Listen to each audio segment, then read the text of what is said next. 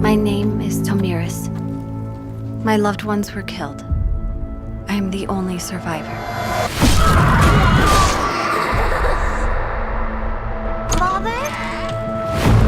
I am a massage tech.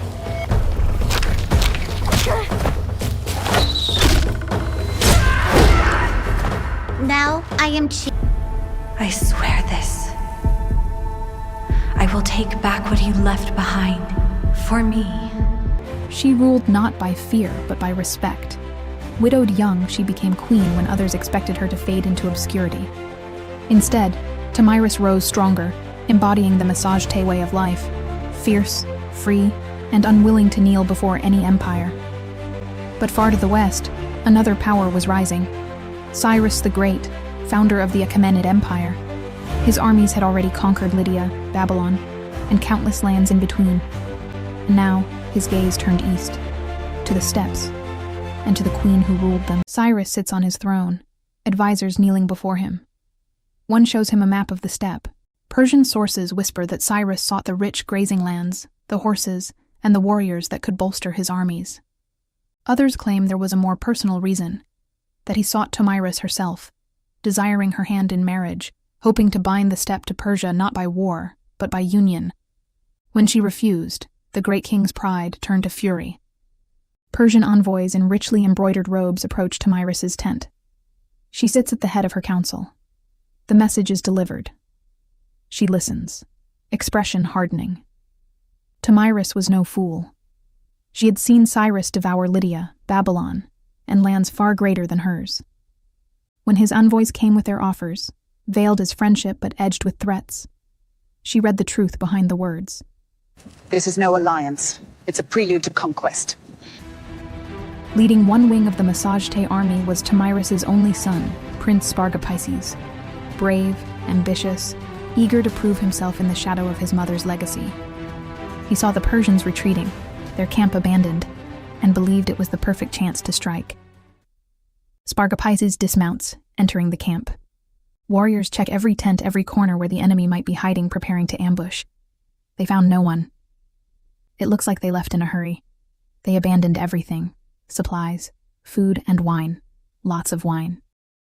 What they thought of as an easy victory turned out to be bait. The men couldn't resist the taste of something exotic as wine.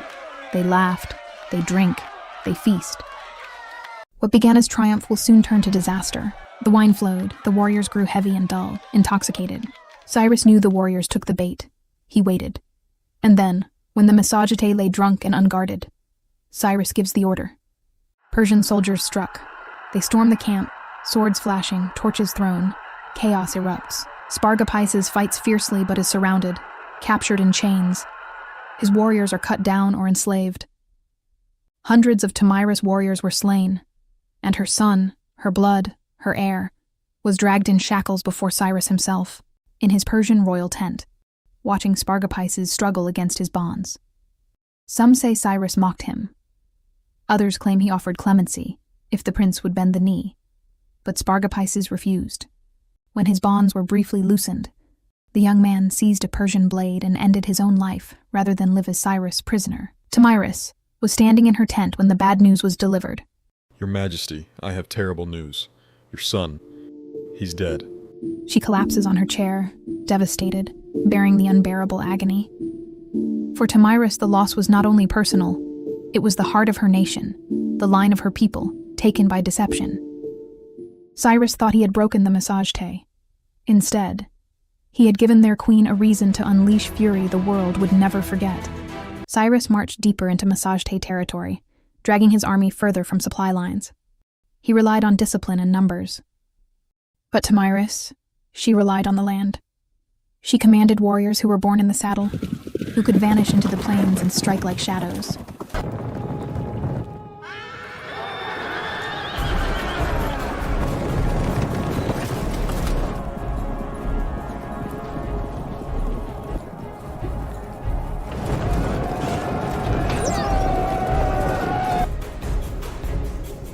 Swift horse archers rode in, loosed their arrows, and melted into the horizon. They never lingered long enough for Cyrus to strike back. Each day, more Persians fell to arrows they could not see. from warriors they could not catch. Every mile dragged the Persians further into unfamiliar land. Their supply lines stretched thin. Their water ran low. And always, the shadows stalked them. Never a full enemy in sight, only the sudden whistle of an arrow in the dark, the sound of hooves vanishing into the night.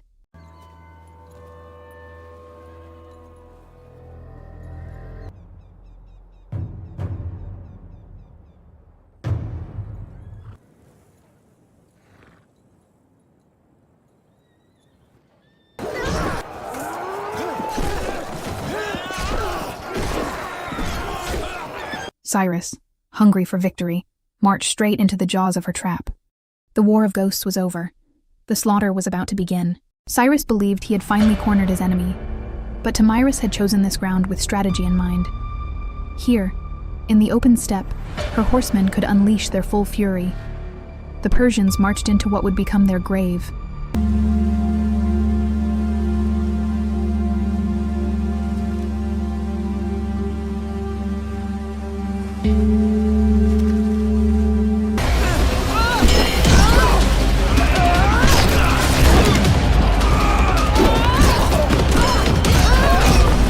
Cyrus, shock and rage on his face as he realizes it's a trap. And then, Tomyris gave the order. No more feints, no more shadows. From every side, her riders descended. 1,000 hooves shook the earth. The Persians, hemmed in, were crushed beneath the fury of the steppe. Spears shattered shields. Axes tore through armor. The once mighty army of Persia was unmade.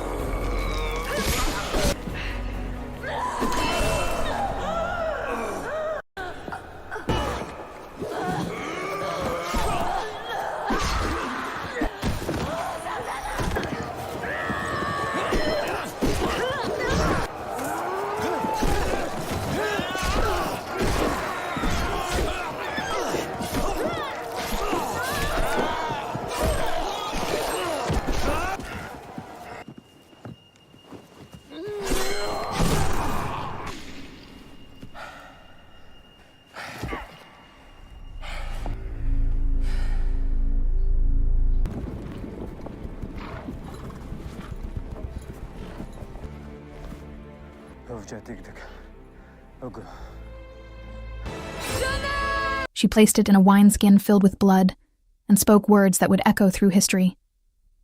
Tomyris holds the head aloft, her voice steady, raw with grief and rage. Cyrus, you who thirst for blood, drink your fill. Tomyris defied the greatest king of her age, and in that defiance, she carved her name into eternity.